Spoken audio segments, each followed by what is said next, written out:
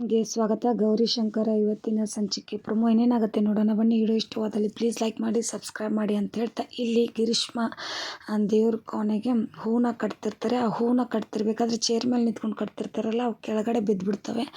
ಕೆಳಗಡೆ ಬಿದ್ದುಬಿಟ್ಮೇಲೆ ಅಲ್ಲೇ ಗೌರಿ ದಾಟೋಗ್ತಿರ್ತಾರೆ. ಅಲ್ಲಿ ಗೌರಿನ ನೋಡಿಬಿಟ್ಟು, ಗೋ ಅಕ್ಕ, ಒಂಚೂರು ಹೂ ಬಿದ್ದಿದೆ, ಗೋ ಅಕ್ಕ ಒಂಚೂರು ಕೊಡಕ್ಕ ಅಂತ ಕೇಳ್ತಾರೆ.